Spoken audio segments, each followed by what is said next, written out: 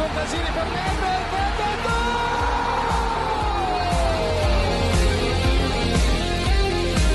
Pirlo, la conclusione in rete, Andrea Pirlo, un gol pazzesco. Del Piero, no! Alex, Del Piero! Pogba, rete, un gol incredibile, Pogba fa esplodere lo Juventus Stadium.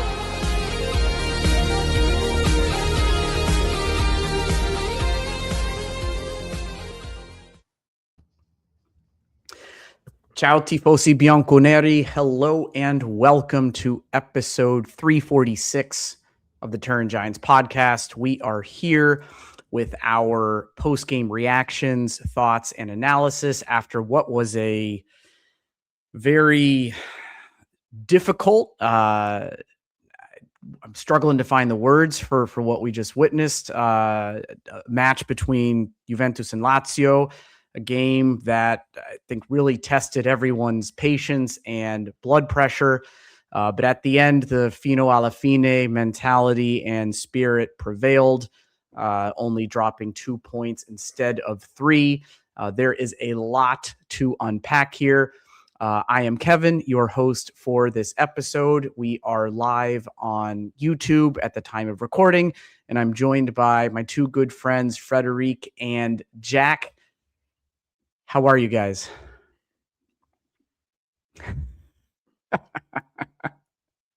I'm pissed. Yeah, I'm frustrated. Very frustrated today. Yeah. Well, before we get into it, just a couple really quick things. So obviously, as I said, we are live on YouTube. You can follow us at Turin Giants Official. Whether you're catching and joining us for the lives or you're viewing them afterwards, a subscribe and a like would mean the world to us if you haven't done so already. And we are also available in traditional audio format on both Spotify and Apple Podcasts. And you can check out some really cool merchandise and some new stuff from our sister show, The Scoop. There's some great apparel and merchandise on turingiants.com. I was really looking forward to this match. We had we wanted to see a reaction from crashing out of the Copa. We wanted to honor Kenan's extension and mega contract with a good performance. And we have Frederic donning this beautiful kit after he had the opportunity to meet Beppe midweek in person, purchasing that shirt in Brussels in Belgium. And we are not talking about 3 points today, gentlemen, are we? Not at all. Unfortunately, That's not. silly, no. Yeah, I admittedly, I'll start off by saying I missed most of the first half. I think I checked in just for the goal.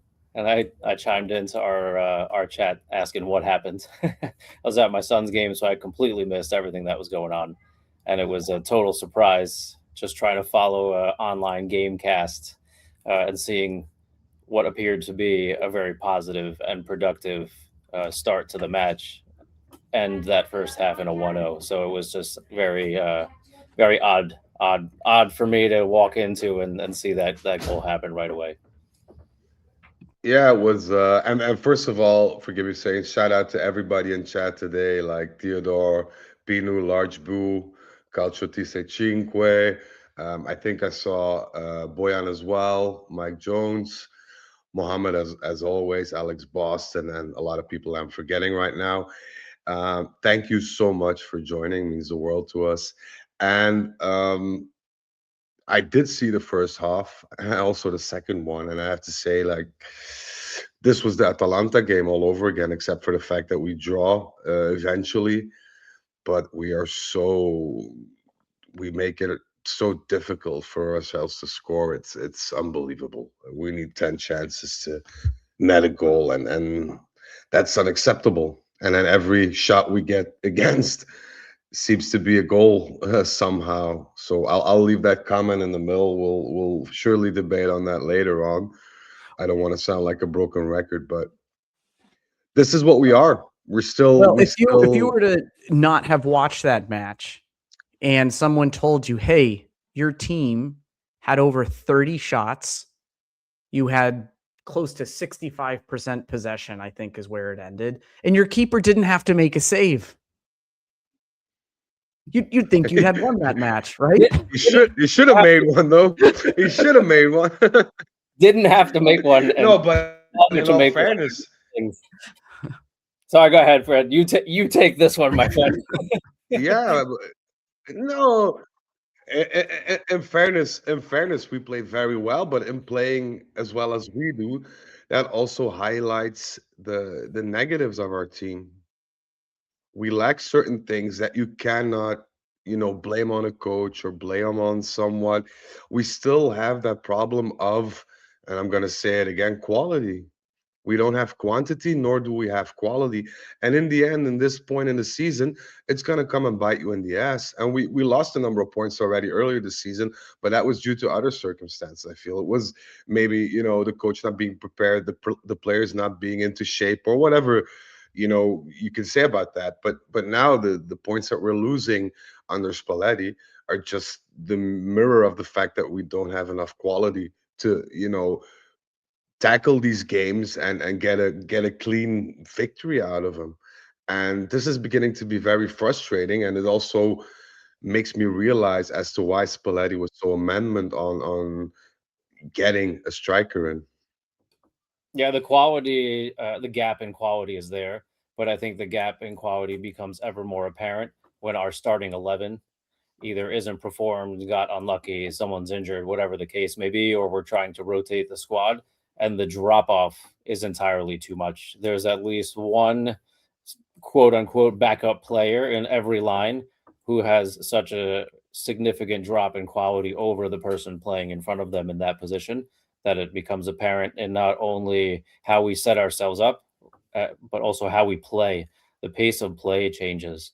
And I feel like the passing between the lines changes because there's lack of quality and lack of an understanding of one another's roles. So there is a lack in quality, Fred, but I do also feel that maybe 10% is that Spalletti hasn't had time to really coach those second individuals in those spots into what he wants them to do. Because I feel like there's a bit of confusion, and you saw that at the end of the game. Mm-hmm. Yes, we created chances, but there was confusion in how we were moving the ball. We came down the channel through the middle, and instead of a proper switch, we came back into the same channel where the ball came from. Whereas I feel like that's a real interruption to the flow of play. So I think there's also a lack of understanding there. 90%, yes, lack in quality, but I think there's also a lack of understanding.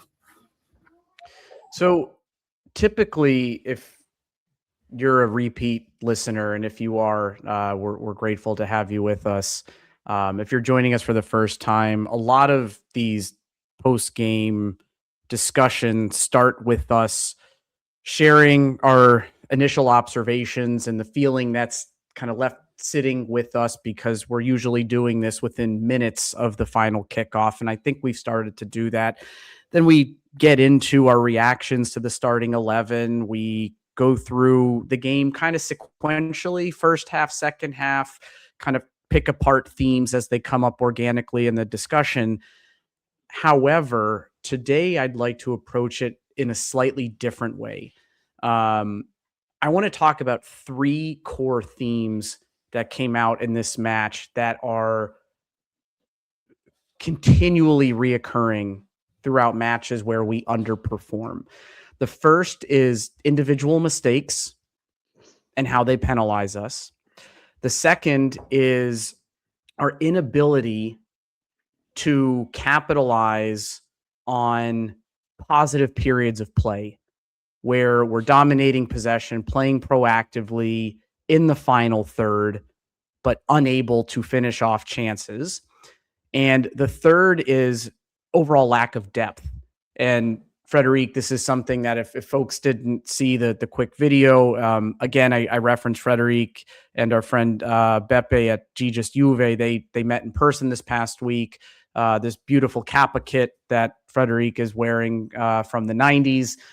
he bought when they met in person, and they recorded a video that aired on both Gigas Juve and our channel. It was a shared video talking about the challenges of Juve's second team, and just that when certain players are replaced, and you look at a Kenan, you look at a Locatelli, you look at some players in the back, Weston McKennie at this point, when they're not on the pitch, it's a very, very different side. So we're going to talk through those three things: individual mistakes, inability to finish off positive periods of play, and the lack of depth when we kind of move into the second string, if you will.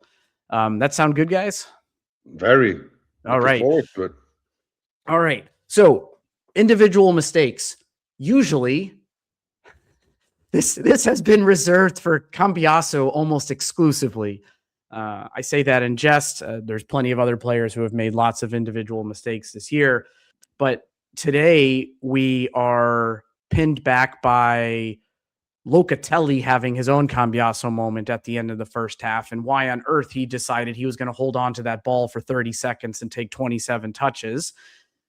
And then at the beginning of the second half, you see Cambiaso caught out of position, running with bricks tied to his feet, and Gregorio unable to score a shot that is lined up perfectly with his body. So individual mistakes, guys, like why do we continually get penalized by individual mistakes in so many matches? I'm gonna let Jack begin, if you don't mind, Jack. Yeah, no, I think we touched on it a little earlier, and I apologize, Kevin. I went on a little bit of a monologue before without letting you get in. No. All good. It's just a lack of consistent quality, right? The quality isn't there, nor is the consistency. We do have a few players who are consistent, but the others too wildly up and down. You know, it continually bites us, you know, when we see that drop in quality. Fred's been talking about it for months. But I think that's the bottom line right there. Quality players know how to control the ball. They know how to use their body. They know how to play off of a teammate. They know how to turn a player. They know how to drop possession, all those things. And we just see some of those mistakes are simple, and even those happen. But it's also the lapses in judgment. And there's a mental quality there as well, right? Not just the physical quality, but making the wrong decisions, making poor decisions. I think what I walked into at the end of the first half, Locatelli just, in my mind, it seemed like he was just trying to run out the clock, right? We're just going into halftime like this, and he was taking all of those touches. But it's just a lack of quality, physical quality, mental quality, and that consistency, you know, just isn't there when that quality is missing. I tend to agree to a certain extent. I don't want to be too harsh on Locatelli because he's been performing very good the last couple of months. So individual mistakes do happen in an individual sport or in a team sport such as football. But the Locatelli thing, and this is me kind of helping myself here in the sense that I always said that Locatelli is a very good player. He's not a world-class player. And today it shows, because a world-class player doesn't make those mistakes, or very, very, very, very rarely. With a drop fade of the shoulder or some shimmy, all these touches, those that time needed to control the ball, to turn, wouldn't be necessary. But Locatelli's not the player that can do that. So without being too harsh on him, he made a mistake. Okay, let's move on. But we can't deny the fact that there are people like Koopmeiners, Openda, Zegrova, making the same mistakes week in, week out. Cambiaso with his Cambiaso short circuit moments. And this is something, you know, quality-wise, that's an issue that's going to keep biting us in the ass. We just don't have that extra bit of quality to get us over the top. And you can play as a unit against everybody, and if everybody has a good day, you can beat Real Madrid. But if some of the players here have an off day, we can lose against the likes of Lecce, Cagliari, Lazio, Atalanta, and you can't get consistency up in that matter. So if you want to remedy this, Stick with Spalletti, give him the players that he wants or the characteristics that he wants, and build on that. But it's sad to see that you have to give Zigrova a chance because you're obliged to, because he has no right to be on that pitch, as we saw today. Um, Kenan, in my opinion, didn't have a good game either. And that's not worrisome because every player has that. But when it affects the whole team performance and the results, I think it's time to start asking yourself some questions. So when you look at the mistakes from today, but again, like thematically, right? These are things that have not, this wasn't isolated to this match. We've seen and have discussed Cambiaso on multiple occasions. The square ball across the defense and having that get turned over possession, leading to a goal. You see players losing the ball at the top of the box, and I'm trying to think through some of the other examples from other games. Where Gregorio unable to stop basic shots at the near post or right at him. Cambiaso throwing the ball to another team. Yeah, no kidding. And it's maybe it's just because this is the team we're watching week in and week out, and we're not watching every single other team play their matches consistently. But it's just, what is it with this team this year that when we do make a mistake, it ends up in the back of the net? Because you have a poor goalkeeper. I mean, it's as simple as that. A goalkeeper is actually paid to stop shots and get your team from getting points. And Di Gregorio doesn't do that. And I got a lot of hate on my Di Gregorio hate. It's not hate towards him. He's just not good enough. And I feel very sorry for people saying, this guy's not good enough, this guy's not good enough. But then when it comes to Di Gregorio, everybody's defending him. There's no need to defend him.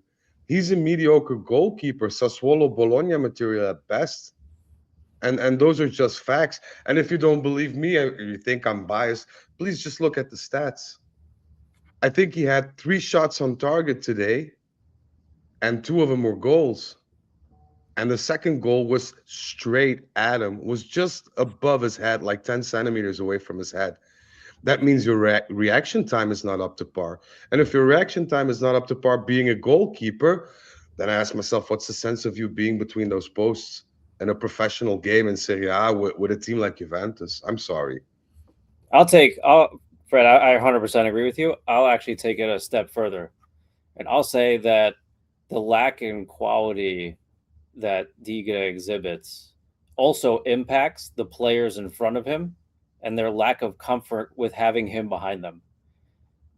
Right? The midfield loses the ball. There's a sense of panic, both the midfield line and the defensive line, when there's a mistake. I feel it as a viewer. Professional players feel it on the field.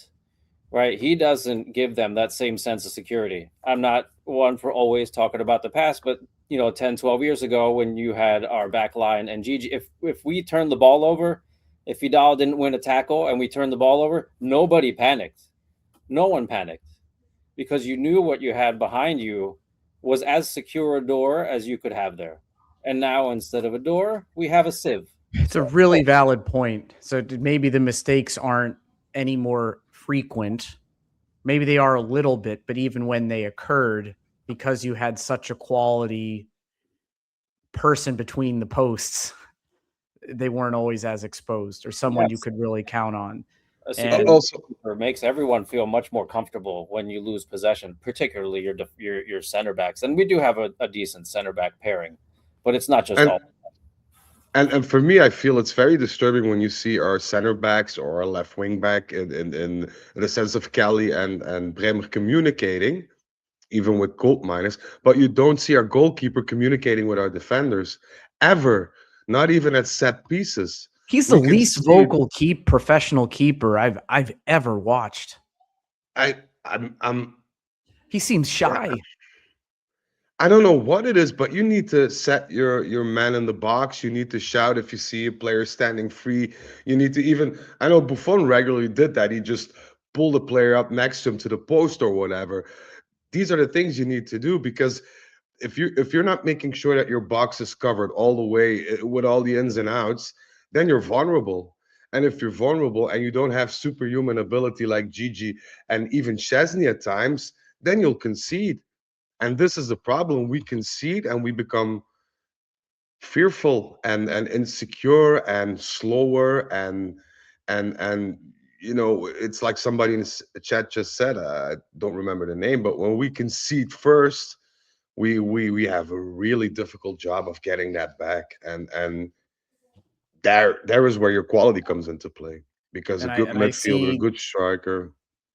it within our YouTube chat here, Mitch, and I think a few others. If I scroll up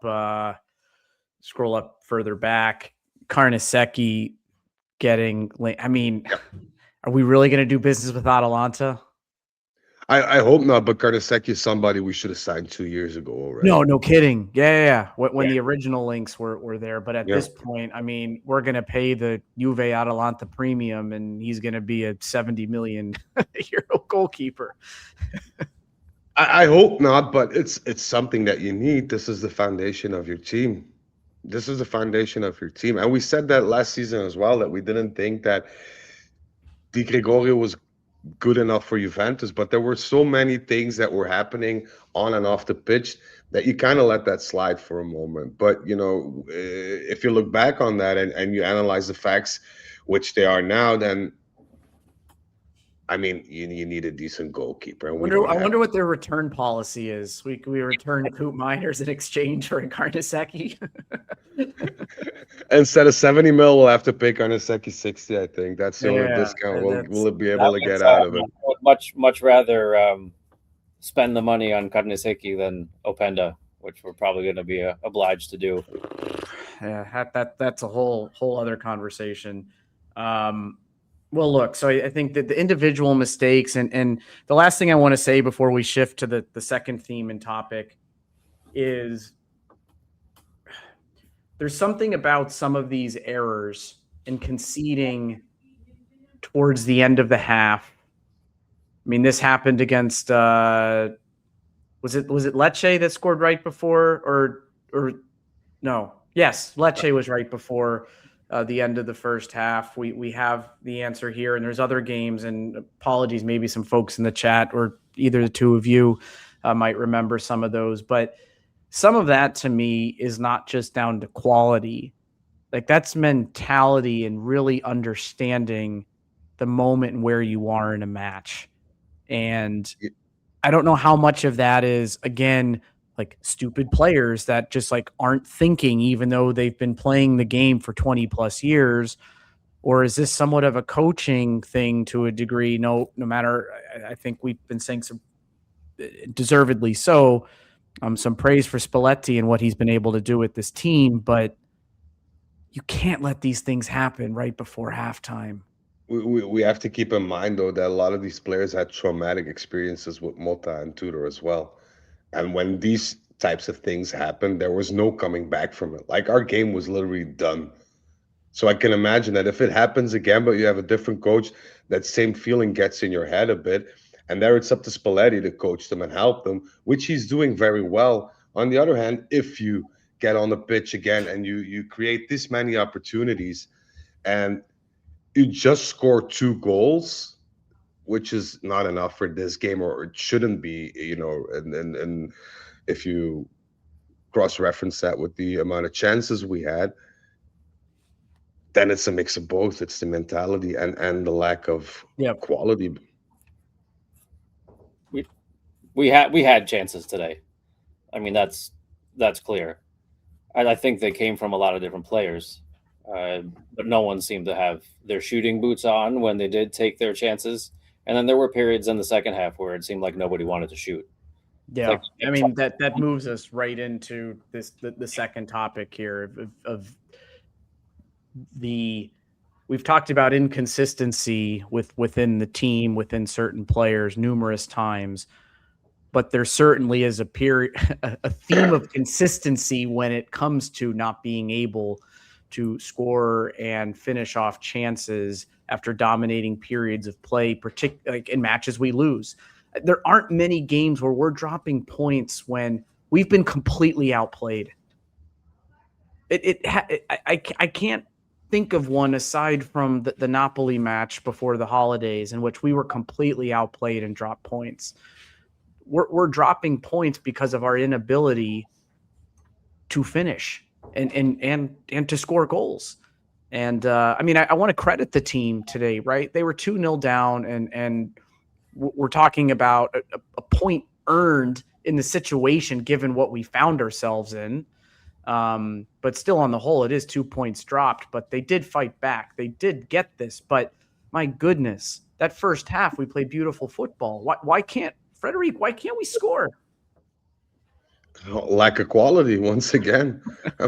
I mean, we're gonna go around in circles here, but imagine, and I know this is not logic, but just imagine you had the same team you have now, just added David Trezeguet to the mix, and answer yourself, in all honesty, would we have only scored 2 today? And I think the most logical answer there is no, because that was what Trezeguet does. And I don't mean I'm just taking any name from our past, but if you look at the games, I made the joke in our group chat. Tevez out there today, just running like a maniac up front.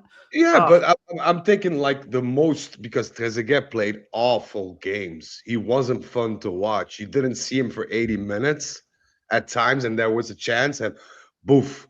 And that's the type of player we need. I won't say Higuain, because Higuain was a bit more emotional. Like if he had an off day, then he couldn't perform either. Trezeguet was just very clinical. A chance, a goal, done. And that's what we need right now. And that was Spalletti clamoring about, I need that physical presence in the box, that big bad guy who makes defenders wet themselves and who can just score with a header or just half a chance. We don't have that. We literally don't. And this is gonna remain a problem, because if you get Openda to be on fire, Openda's not that type of player. Neither is David. So you need to search for somebody there. And once again, credit to Bremer, who almost scored twice today. Credit to McKennie, who bagged the 7th under Spalletti, I think. Yeah, 7th goal. Credit to Pierre, because he played an amazing game. But none of our strikers scored today. And there was a point where we had 5 strikers on the pitch simultaneously. So that makes you raise some questions as well, I think. I'd rather have one clinical one than 5 half strikers like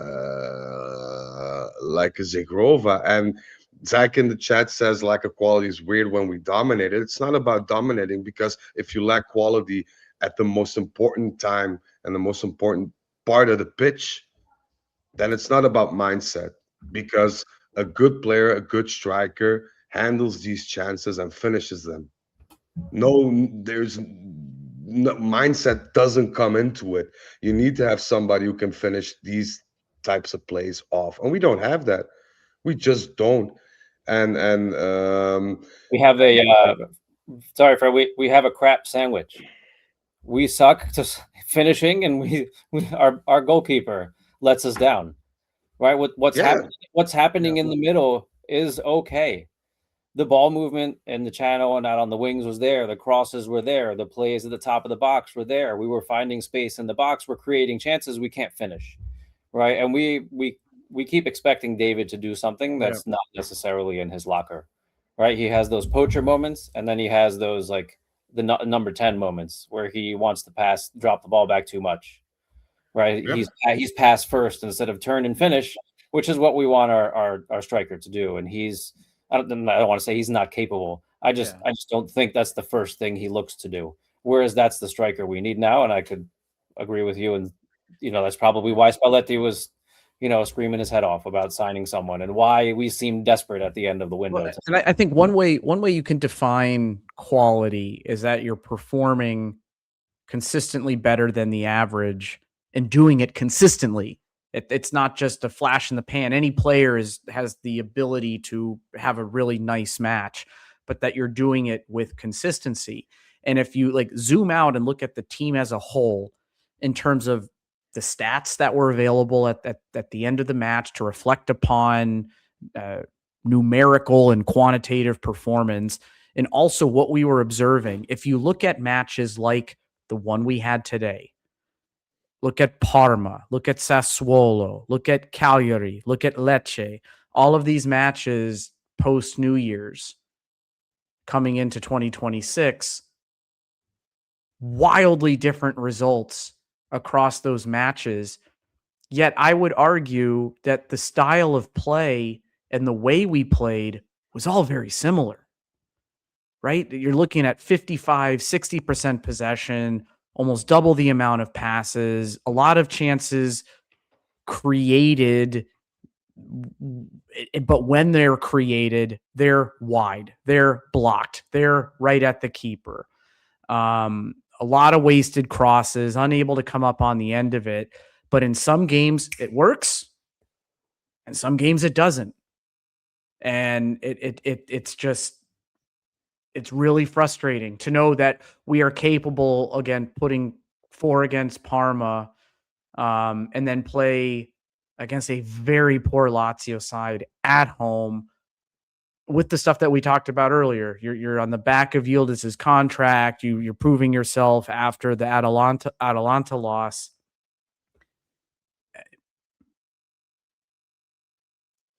I think hard to find the words.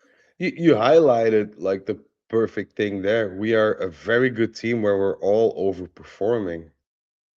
Then we're really good. Then nothing gets past us. We're everyone's having his day. Everything works out well. We're running at 110 miles an hour, and everybody works and everybody communicates, and then everything goes smoothly and effortlessly.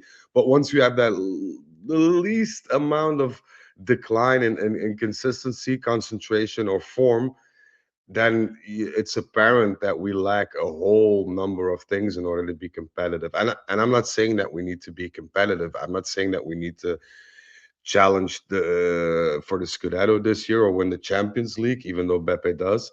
But I'm going to say it again, and I said this in September and October ad nauseum, we need to qualify for the Champions League. Not just because of prestige or standard financially. We have to, or we'll bleed dry, and we have no chance.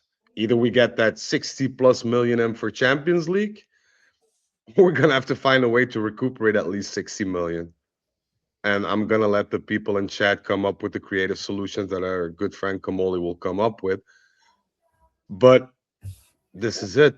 So you'd expect at these points in these games, you hope that everything goes well, but there are games that it just doesn't. And that's when you need that quality midfielder, that quality striker who just push you over the line and get you the 3 points that you need, because we lost a number of stupid points. And that can happen if you're still in construction or whatever. But in the middle of February, with the table standing as they are now, this is a game you'd have to win. Yeah, I mean, we look at the next 3 that we're facing in the league. We've got Inter, Como, and Roma, and Como is sandwiched by Champions League matches against Galatasaray. Now, you perform in these matches, you're exactly where you need to be. But having the 3 points today would have been very nice, because Como and Roma aren't slowing down, and Inter isn't missing a beat right now. They are performing incredibly well. I'm not looking forward to that match next Saturday. I am. If we get a bit of space, which we'll get against Inter, we'll perform a lot more better. Yeah, I was going to say the same exact thing, but I am looking forward to that match. I think this team is going to be looking for some redemption. I do want to zoom out just for a second, Kev. Yeah, please. I want to undersell the team fighting back from 2-0 down in the second half. Yet Spalletti, I think, has to look at something positive to draw from this, because the play in the middle of the park did look really well oiled today, when at least we had our starters in there. I think the ball was moving well. I think we created chances. He has to look for the silver lining. Yes, it's 2 dropped points, but the fight back was really important from a mentality standpoint, that they can be down and punch their way back. Yeah. Because I think with 10 more minutes, I think we could have scored the second one sooner. But with 10 more minutes, I think we were the only team that was going to score a goal. Lazio was not. If that game went another 10 minutes, I bet we would have won. Yeah, easily. Yeah. Easily. Because the Lazio World players Cup stoppage time with 15 minutes added to the end.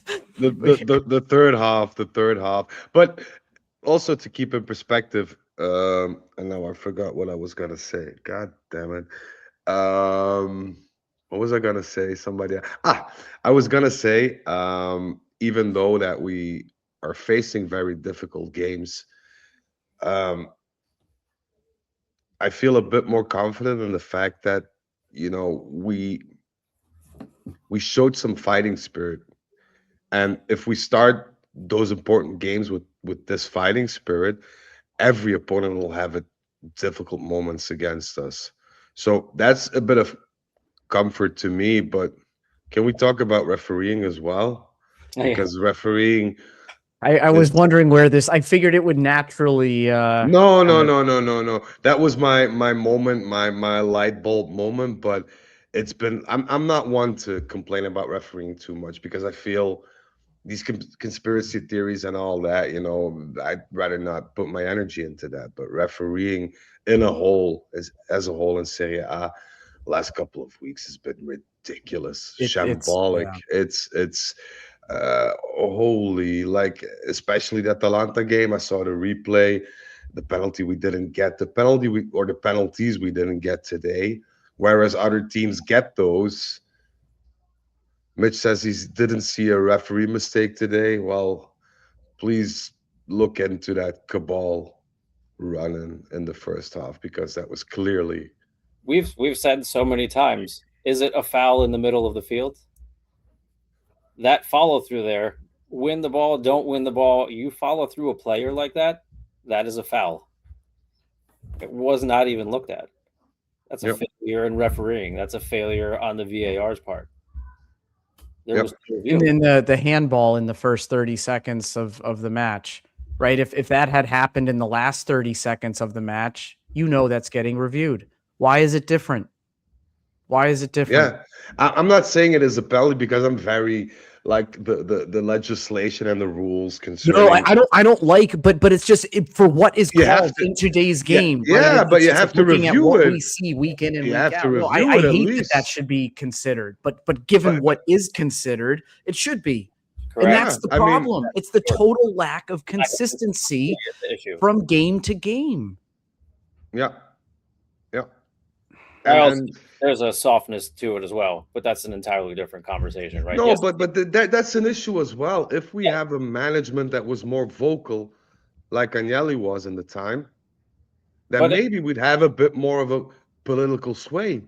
Because now we don't have that, and you see Marotta pressuring the referees. You see Conte, having a tantrum, shouting, screaming, whatever. And I'm not for that, but if our manager or CEO comes out and says, look, I can understand, mistakes from time to time, but the fact that this happens occasionally and always not into our favor is something that needs to be looked at and reviewed by another board or another, I don't know. But the problem is twofold, right? It's consistency and the softness of the fouls. So if they called Bremer's handball the other day, and they called the penalty on Cabal today, and remind everyone listening, this was the same Lazio team we played with the stomp on Chico's foot that wasn't called. What was that, 3 months ago?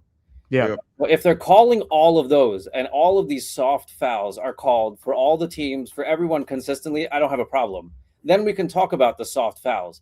But if we let yesterday Vergara's shoelaces get untied by the bottom of someone's cleat, and not only do we review it in the 93rd minute, but then we also give the penalty. Everybody sees the obvious flop, right? Like he's his foot gets grazed. There's a little bit of context in his chest, and he goes flying, grabbing his shin. right? Oh, Like yeah. anybody reviewing that can see what has happened. And if you push that to the side and understand what contact was made, did you listen to De Rossi after the match or read his comments around? Like he doesn't know how to coach his defenders anymore. I have to have defenders rush up to plays with their arms behind their back and they can't make contact. It's just because everything's called, right? Yeah. But inconsistently. There's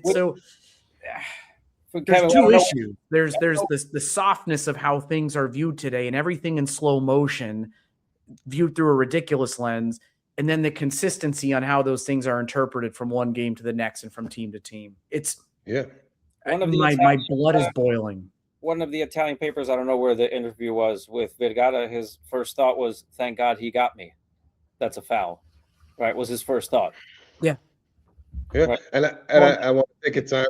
Mitch in the comments says, after what we saw today, we can only blame ourselves. I have to disagree with that because these are moments that are decisive to a game. Because the penalty on Cabal was a penalty. You show 10 people that video, that replay, they'll obviously say penalty. If you get a penalty and you score, which is a logical consequence to that foul, you win this game 4-5-0. Yeah. It's a different game in the first 15 minutes of play. And it's unbelievable that if this happens against another team, whether be it in the 16th minute or in the 97th minute, they always get that advantage. Whereas for us, it's never that way. There was a clear step on foot error right outside of the box today on Cambiaso. The referee was 2 meters from it. You should whistle that, or that should be reviewed, because a step on foot to me is a clear, obvious, intentional foul. And if every 3 games you don't get that foul blown by the ref, well, shit happens. But if every other game these things happen, you get denied penalties, or you get penalties against that are, to say the least, dubious, well, then, of course, this affects your playing style, the way you approach games, the way games are managed as a whole. So I don't think that, because you miss chances that you don't deserve to get what the rule book says. It's not like, we're not going to give Juve a pen because they missed 20 chances. They're not going to score a penalty. That's nonsense. Yeah. You need to give I don't believe in conspiracy theories. I believe it's a consistency issue.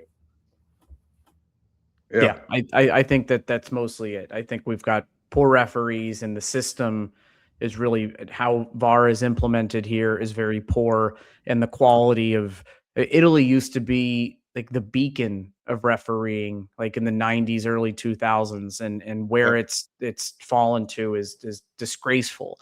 And at the end of the day, a game is reffed well when we're not talking about it, right? When they're enforcing the rules and the laws of the game and they fade into the background, right? Generally.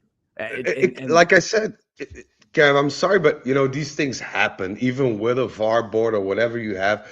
But if it happens every not with week, the frequency at which we're talking about this every single weekend. And that's why I feel that the blame or Comoli or whoever in charge of management communication wise is to blame too, because these are issues that need to be raised. These are issues that need to be raised. And it's not just a Juve thing either, right? They can talk about this as the state of the league and be vocal about it, not trying to play the victim card. Like, there's ways to position this that can benefit the entire league and the state of play in Serie A. Yeah, and like I said, you influence these games. If you get a penalty and you score from that penalty in the first 15 minutes, then we're talking about a completely different game. If you don't give that penalty to Napoli yesterday, you're pretty much influencing the top 4 right now, because you just gave them 3 points out of nowhere. So let's move to the third topic, which is the lack of depth, right? And I think everybody saw when we started subbing out some of our core players, there was a drop. Now, we were able to finish it off, right? And I'm pleased with what the boys were able to do.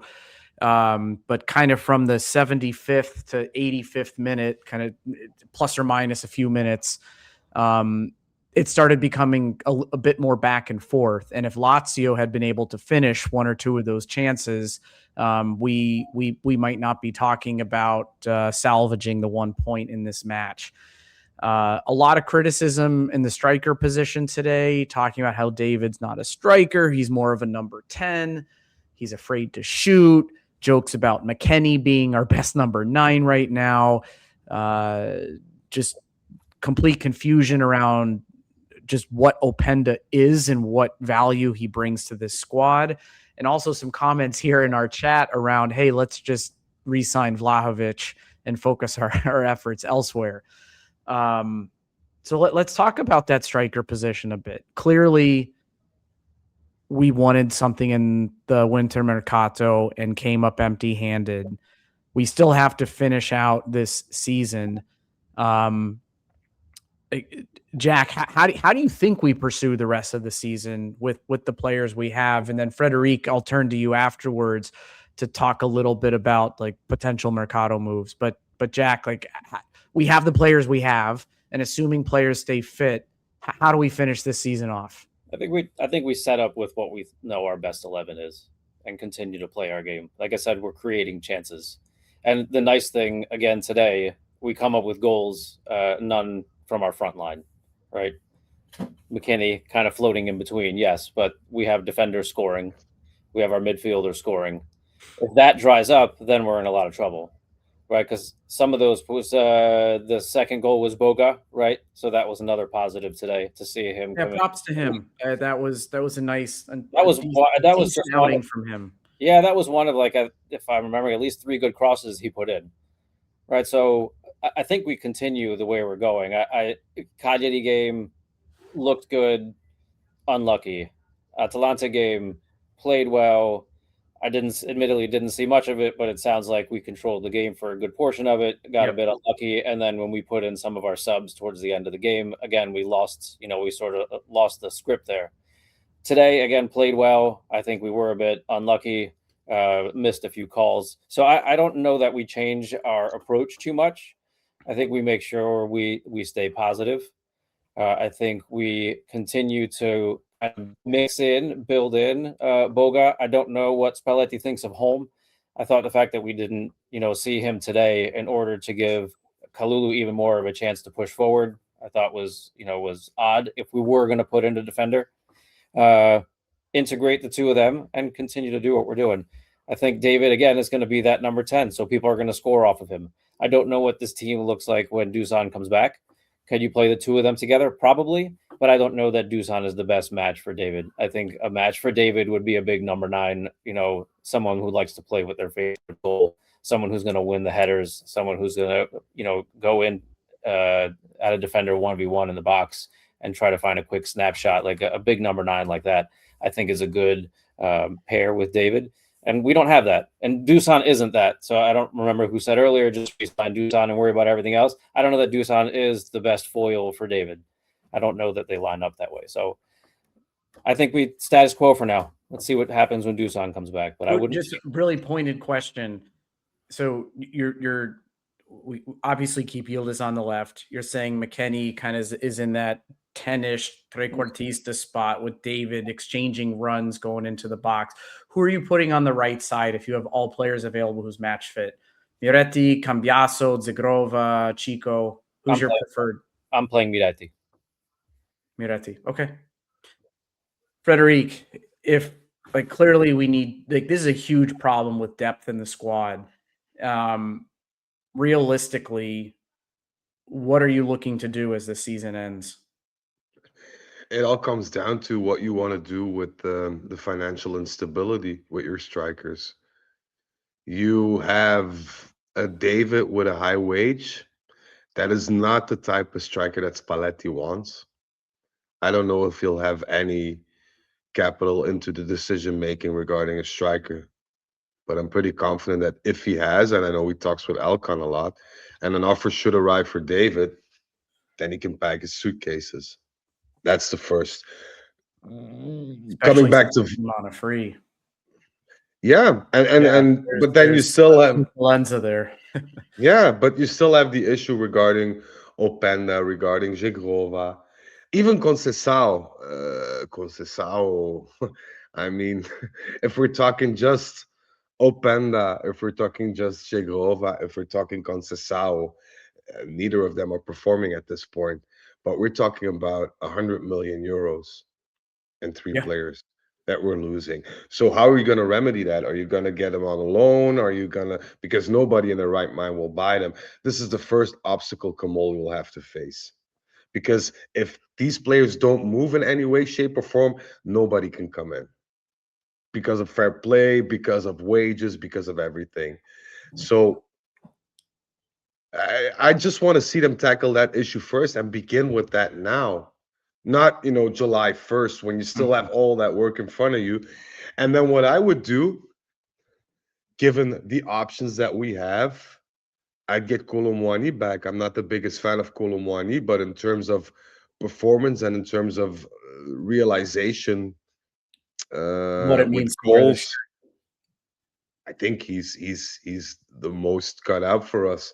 You want to renew Vlahovic? Sure, go ahead, but don't give him any more than 4 million a year or 5 at max. He's not going to accept that, so part ways with him. But So- there's a whole lot of work cut out regarding Mercato.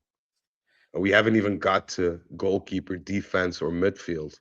So if you And I'm pretty- have three players, or three, if you can fill three positions with new starters next year, only three, where are you focusing that energy? one midfielder, one striker, and one goalkeeper. Personally, Goalkeeper, left back, striker. That's what I would look at too, I think. and then it all depends because you have an exceptional transfer market in the summer because a lot of big names will leave on a free. And if you have planted those seeds already and you're in communication and contact, and you can maybe get a signature or two by the end of February, beginning of March, and you already have those players in your pocket, you can shift your attention and the financials to somewhere else. And this is for me where Juve next season and Kamoli's next season will be make or break. Because if you show up July 1st and say, ha, joke's on you guys, we already signed Senesi and Bernardo Silva on a free, but we kept it on the wraps, and now we can focus on that goalkeeper and striker and throw 100 million at those and get somebody qualitatively in, hats off. If you decide to wake up at July 1st and say, oh yeah, Dusan left, damn, oh, McKennie didn't renew, what are we going to do now? Then you can kiss the Mercato goodbye, because then you're too late. So it all comes down Way to too late. preparation.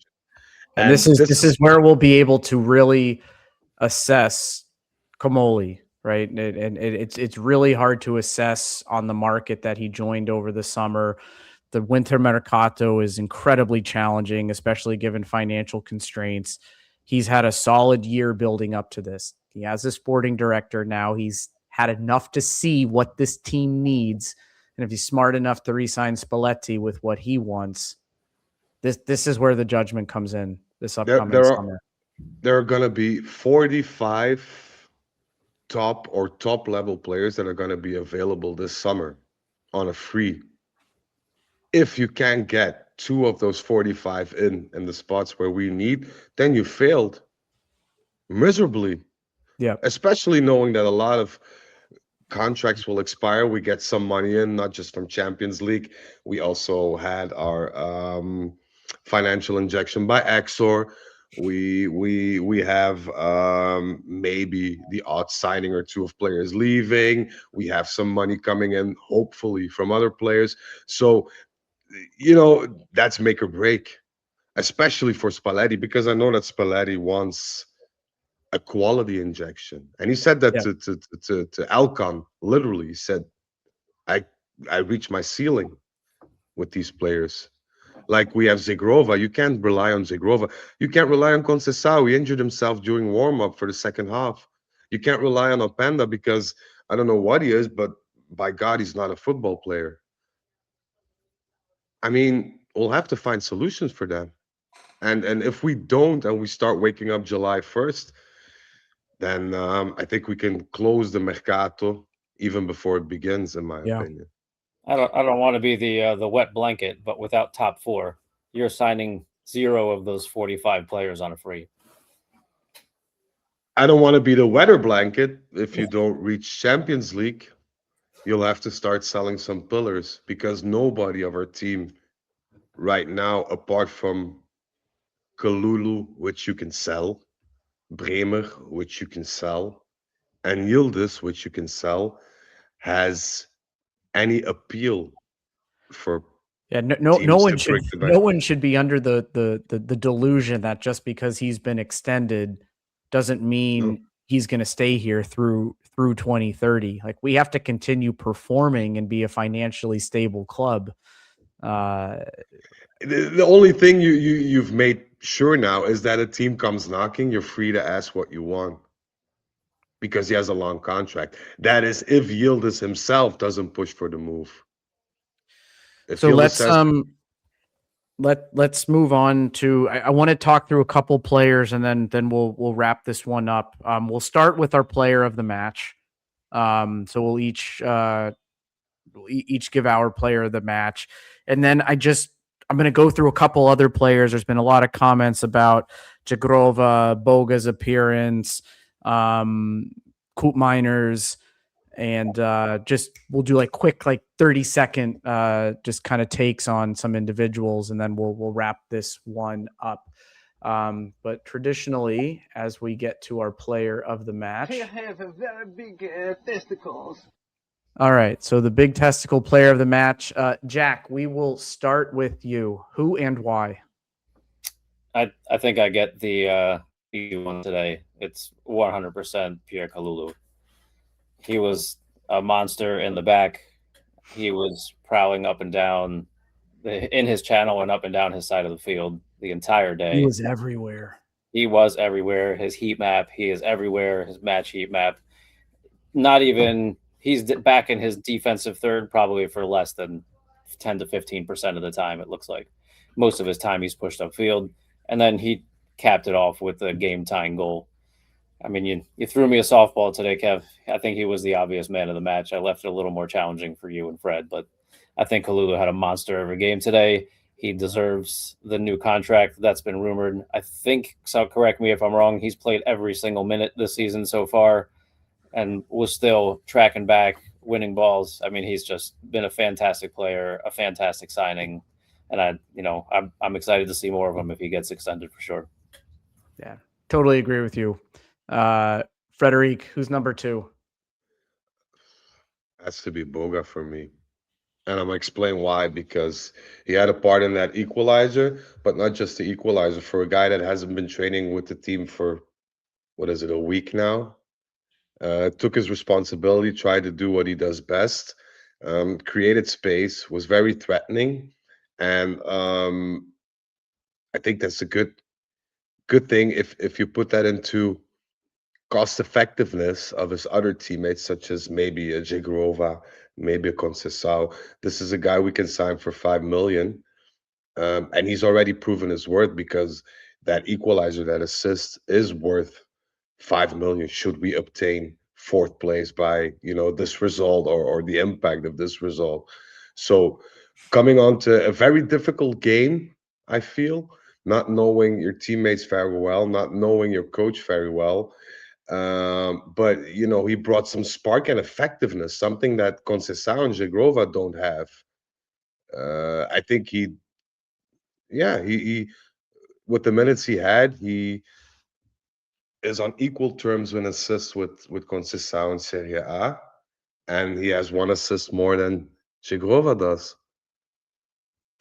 You made it easy for me, because I was actually I thought you were going to take the player I'm about to say for number 2, and I was prepared to talk about Boga for the player for all the reasons you just said. So I'm just going to go with McKennie again. 7th goal under Spalletti. There was a little bit of sloppiness here and there, creating some fouls when he shouldn't have. There were a few misplaced passes, but the dude's engine just doesn't stop. And you see him popping up everywhere. He's in the box doing what David or a striker should be doing. He's in the midfield. He's combining plays with both both wings and as kind of a central pivot point to Yildiz on the left and whoever happens to be on the right. Just a really, really nice game for him. And I hope it continues. Just I want to round it out with just about a couple other players, but very quick and punchy guys as we come to the end of this one. Jack, a couple comments on Coop Miners. I didn't see much of him in the first half. I did hear he played a decent first half. That's right. That was disallowed for an offsides on Turam, I think. With the passive offside. I couldn't comment on him too much, but I expected to see him against Atalanta, right? Starting 11 against Atalanta, and maybe not so much today. But it seems like Spalletti did the opposite for some reason with those players. Yeah, I think he was fine today. Somebody in another WhatsApp group thread I have maybe had the quote of the day, and I wrote it down. It said, "Poor Coop. If it was raining soup, he would have a fork." Just doesn't have any luck. I wanted just to shout out Coop for a minute, because what we saw today was Coop was basically starting at that left back position, but he was more up front and in the midfield than anything else. And I think that was mainly due to Spalletti kind of camouflaging him into a role into midfield without having that added pressure on that you have in the beginning when somebody announces that you're the starting midfielder. So that was a good move by Spalletti, I think, and something. Well, not to look forward to. I think we're all done with Koopmeiners, but if you can prove to be useful in these final matches for the season, I think we'll take that with open arms. We'll take it. Frederic, few comments on David. It was a bit of a hit and miss game. He did his work like he always does, but I missed that composure of a striker. I love what he does, and I know he's not like this poacher type of striker, but at times he should be more selfish. We're talking about somebody who scored a shit ton of goals the last couple of seasons, and I expect more from him in terms of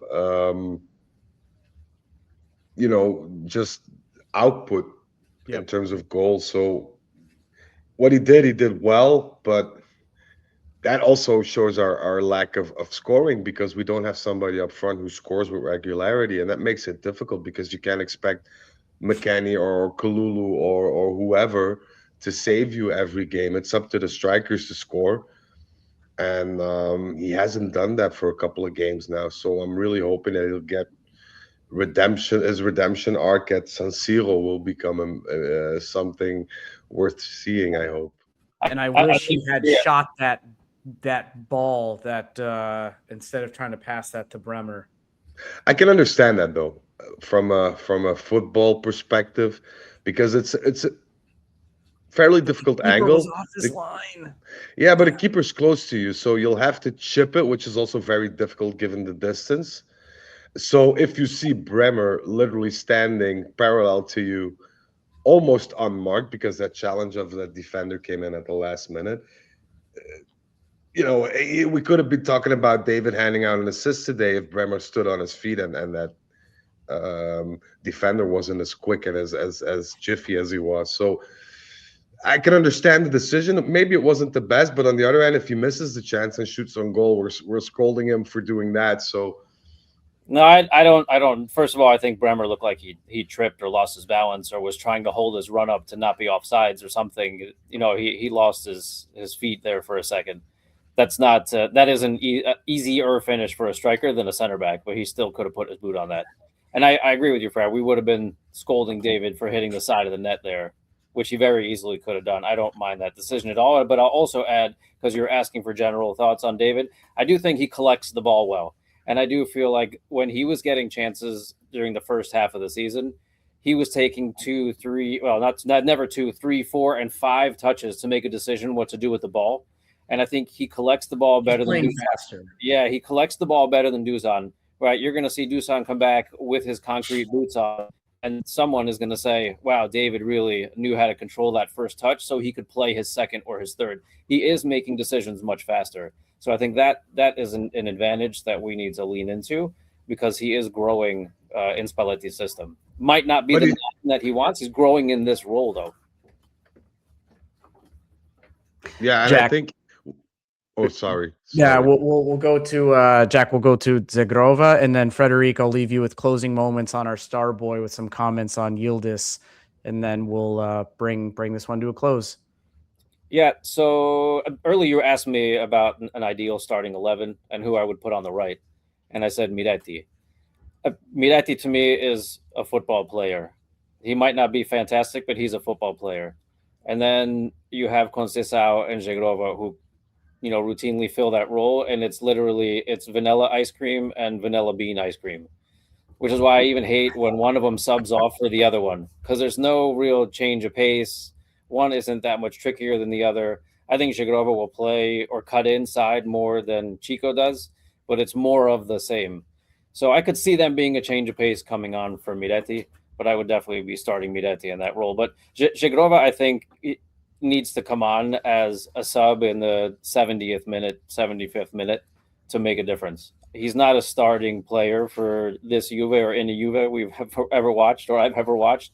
But I think his trickery and his change of pace and a little bit of speed at the end of a game, maybe against a tired defender, left back, or a tired wing back, he could be somewhat of an impact player, but only in that role. I don't see him. I didn't like him for 45 minutes today. I'd never see him as a starter on this team. Hard for me to add to that. Agreed. Frederic, he renews his contract 2030, the €7 million man per year. How did he honor that contract today? We saw the same Kenan as we saw before. I think what he does, he's a bit forced. Always that touch too much, in my opinion. He did well, don't get me wrong. He was, when he needed to be, he was very, very threatening. But he still has a learning curve. I know everybody's very hyped about, it's kind of the Kenan Yildiz Starboy hype. Understandably so, because he's a quality player, but he still has a learning curve. And I think the only way we can identify what Kenan Yildiz is really worth in terms of capacity is to give him some decent teammates. Because I think if trying Kenan to do it Yildiz, all. Poor guy. yeah, if he has somebody up front who he knows that if you feed the ball into him, he'll score. If he has a midfielder that understands how he needs to play Kenan, with which true ball, with which velocity, at what pace, at what moment, then you'll get to see Kenan Yildiz shine. And he's taking all this responsibility to carry the team on his back, which I love, which I praise, but it's too much for him at this point. I'd rather have him develop in all peace, flanked by the right people, and we'll get to see an even better version of him. But I love my boy to death. I'm happy that he extended. If he'll stay till 2030, who knows? I'm not as optimistic as the rest of the people on Instagram are. But all in all, he did what he could. But you could see he was tired and he was still aching a bit. So I hope he gets some rest through the week and is prepared for the crucial Inter game. We as a club need to help him out. He can do nothing and continue to play this way for the rest of the season and into next season. He takes it all on, but as a club, we have a responsibility to get someone on the pitch next to him, near him, playing off of him, who draws some attention away. There were times today where he was double and triple teamed, right? And he can't do it when he feels that pressure to make something happen. And the team, the opposing team recognizes that, and they're, just double teaming him. So that's the only thing I'd add, Fred. Everything else you said, spot on. So it was a pleasure to discuss this match. I feel that my blood pressure has come down a bit. I was very frustrated and angry. I was scaring my children, I think, while watching that match today. But again, I think despite the frustrations, which we've talked through at length today, coming away with fighting back from 2-0 down is nothing to scoff at, right? They did pull it out. That 1 point could end up meaning a lot to us as we get down the final stretch here. I hope the 2 dropped points here don't penalize us. But an absolute pleasure, guys. Thank you for those who joined in the chat. Conversation was great. The next time we'll be here will be for the Inter match. We don't know quite when we will have the post game for that. With Valentine's Day plans, there's significant others who mean the world to us outside of Juve and may or may not have to put our attention there. I told my wife to fuck off, so we're having Valentine's on the 13th. So just so you guys know, I made myself available.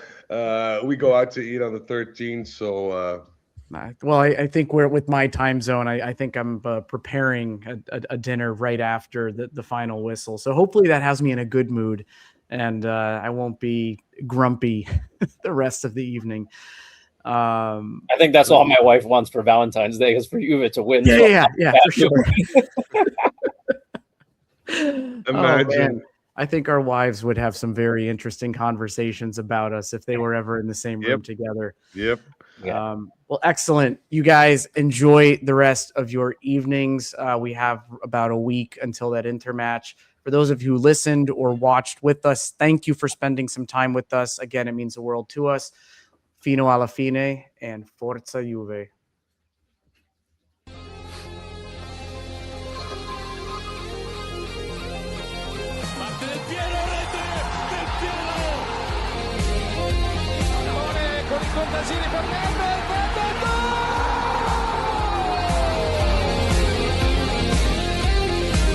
Pirlo, la conclusione in rete, Andrea Pirlo, un gol pazzesco. Del Piero,